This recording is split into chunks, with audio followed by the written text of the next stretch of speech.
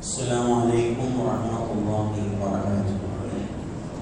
الحمد لله الله subhanahu wa ta'ala பஜருடைய தொடங்கி நம்ம வரது கபர் செய்தல்வானாக நம் கருவழிச்ச நேரம் முதல் கண்முகம் நேரம் வரை கண்மணி நாயகம் ரசூலுல்லாஹி ஸல்லல்லாஹு அலைஹி வஸல்லம் அவர்கள் மீது அதிகமாக ஸலவாத் சொல்வதற்குரிய ஆர்வத்தையும் ஆசத்தையும் ஏற்படுத்தி தருவானாக. அதன் மூலமாக நபிகள் நாயகம் ஸல்லல்லாஹு அலைஹி வஸல்லம் அவருடைய ஜியாரத்தை உலகத்திலும் ஷுஃபாஅத்தை மறுவுலகத்தில் நசீபாக்கி அவர்களோடு சொர்க்கத்தில் இருக்கும் பாக்கியத்தையும் தந்தருவானாக. வாழும் காலமெல்லாம் கவா இல்லாமல் தொழுகை நிறைவேற்றி மரணிக்கும் நேரத்தில் கலிமா தய்யிபாவோடு மரணிக்கும் பாக்கியத்தை தருவானாக.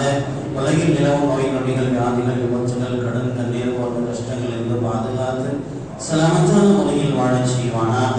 இயற்கை சீட்டுகள் இழப்புகள் இருந்து பாதுகாப்பானாக. ஆகமான வருமானங்களை கொண்டு போதுமாக்கி ஆகாத விஷயங்களை விட்டும் முழுவதுமாக பாதுகாத்தல் புரிவானாக. மருத்துவமனை செலவுகள் பதட்டங்கள் திடீர் மரணங்களை விட்டும் முழு மனித சமுதாயத்தை பாதுகாப்பானாக. பஞ்சம் வறுமை விட்டும் பாதுகாத்தருவானாக. அவன் ஏறி இருக்கிற விஷயங்களை எடுத்து நடப்பதற்கும் விலக்கி வைத்து விட்டு ஒதுங்கி இருப்பதற்கும் எல்லாம் தௌஃபீக் செய்வானாக. பிஸ்மில்லாஹிர் ரஹ்மானிர் ரஹீம். மன் கான அதுவல் லிஜிப்ரீல் ஃபஇன்னல்லாஹ அதுவல் லில்காஃபிரீன்.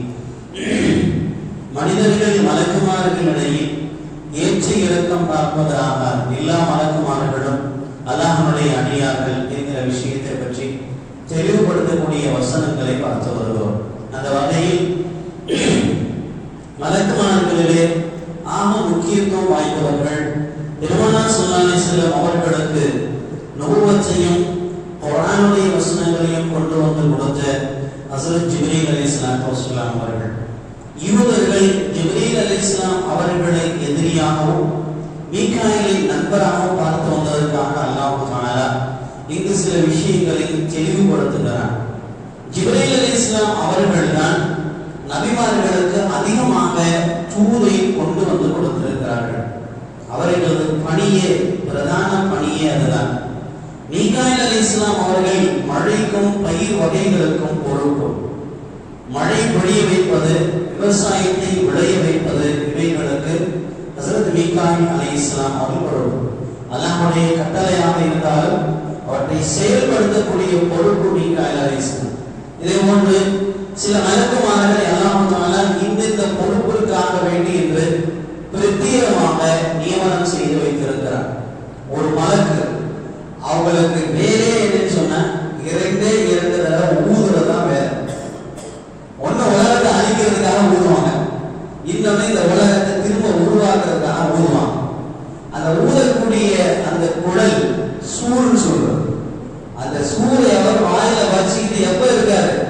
1000 ஆண்டுகளுக்கு முன்னாடி இருந்த காத்து இருக்காரு. இப்போ அதே நிலைமையில தான் இருக்காரு. ஊதுங்கன்னு சொன்னா ஊதிடும். இந்த 2 வாட்டி ஊதுறதுக்கு மட்டும் ஒரு மலக்கு அல்லாஹ் வச்சிருக்கான்.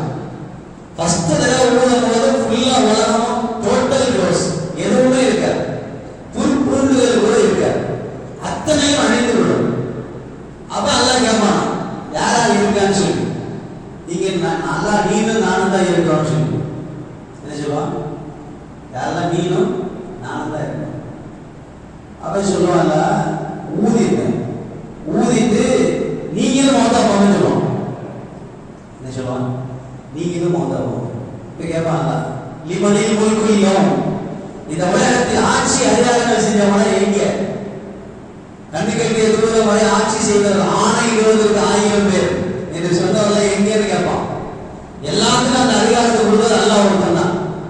எவ்வளவு பெரிய ஆட்சி இருக்கட்டும், அதிகாரம் இருக்கட்டும், வானலாவிய எத்தனையோ செல்வங்கள் இருக்கட்டும், அத்தனை கொடுத்து அழகு பார்க்கிறது அல்லாஹ் தான் கொடுக்கணும்.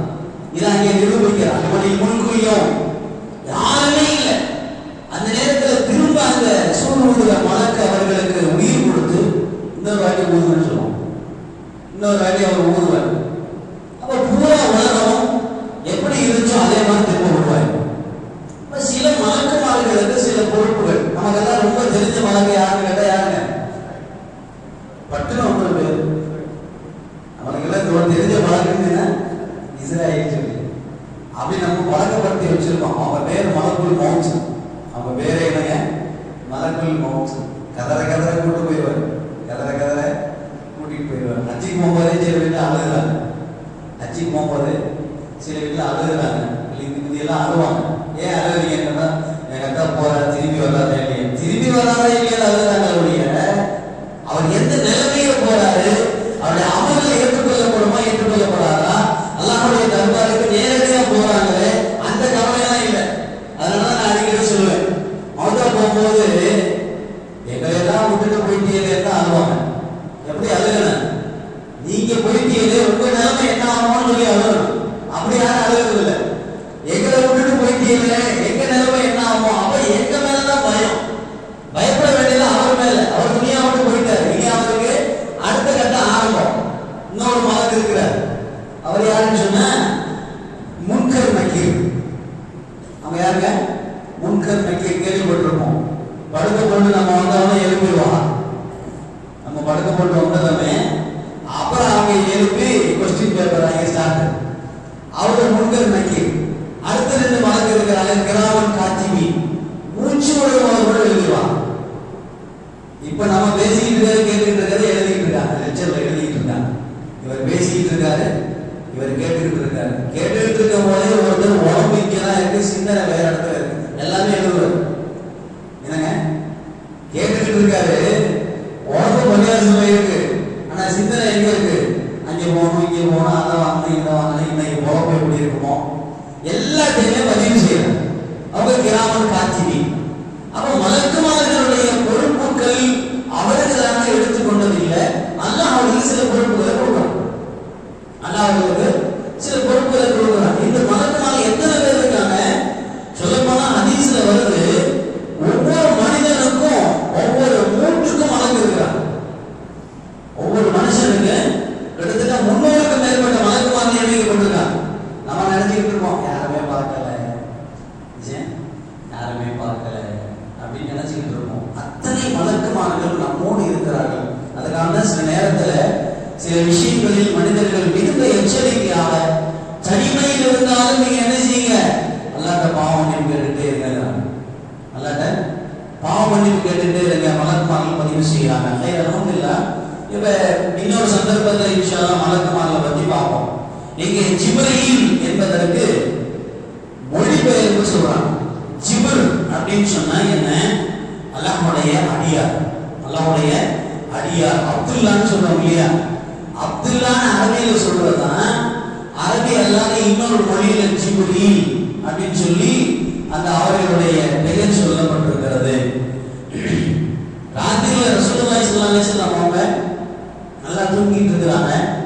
இரவுல எந்திரிச்சாங்கன்னு சொன்னா எப்படி துஆ செய்வாங்கன்னா, இறைவா வானவர்களாகிய ஜிப்ரீல், மீகாயில், இஸ்ராஃபீல் ஆகியோரின் அதிபதியே, வானங்கள் மற்றும் பூமியை முன்மாதிரியின்றி படைத்தவனே, மறைவானவற்றையும் வெளிப்படையானவற்றையும் அறிந்தவனே, நீ உன்னுடைய அடியார்களுக்கிடையே அவர்கள் கொண்டிருந்த கருத்து வேறுபாடுகள் குறித்து மறுமையில் தீர்ப்பு வழங்குவாய்.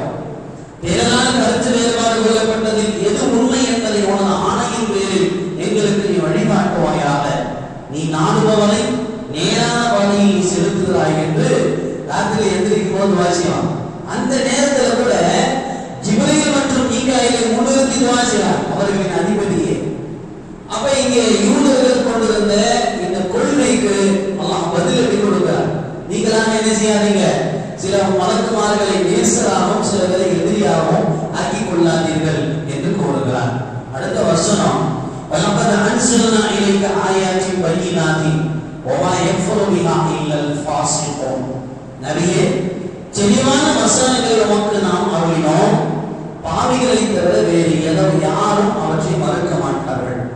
ரசூலுல்லாஹி ஸல்லல்லாஹு அலைஹி வஸல்லம் அவர்களுக்கு கொடுக்கப்பட்டிருக்கிற குர்ஆனுடைய உயர்வை பற்றி அல்லாஹ் பேசுகிறார்.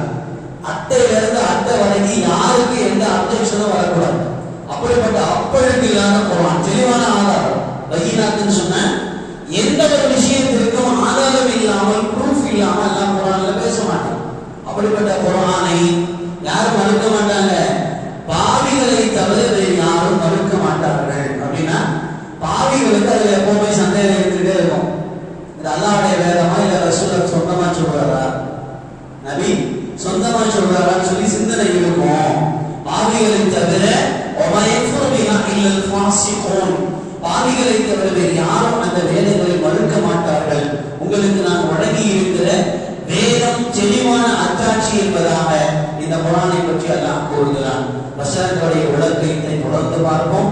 அல்லாஹ் தஆலா திருக்குர்ஆனை ஓதி விளக்கி அமல் செய்யக்கூடிய பாக்கியத்தை நம்ம எல்லோருக்கும் தந்தருவானாக. சுப்ஹானல்லாஹி வ பிஹம்திஹி சுப்ஹானல்லாஹும்ம வ பிஹம்திக